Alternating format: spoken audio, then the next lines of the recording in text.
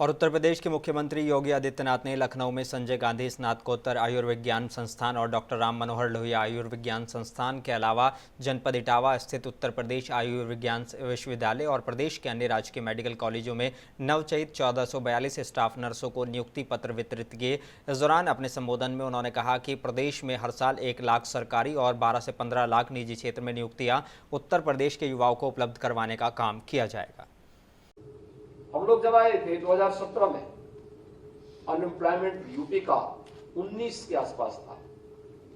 पर आज लोग इस बात को लेकर आश्चर्यचकित होते हैं कि आज यूपी का जो अनएम्प्लॉयमेंट रेट है वह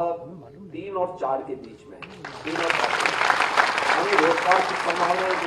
नौकरियां बनी है। दूसरा, पारदर्शी तरीके के साथ हर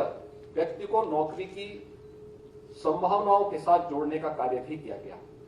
अधीनस्थ सेवा चयन आयोग या उच्चतर शिक्षा चयन आयोग हो या माध्यमिक शिक्षा चयन आयोग, इन सभी में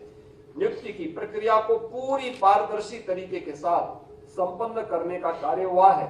और जिसके कारण तात्कालिक रूप से कोई व्यक्ति कोर्ट में गया होगा, कोर्ट ने मेरिट के आधार पर सुनवाई करके अंततः फैसला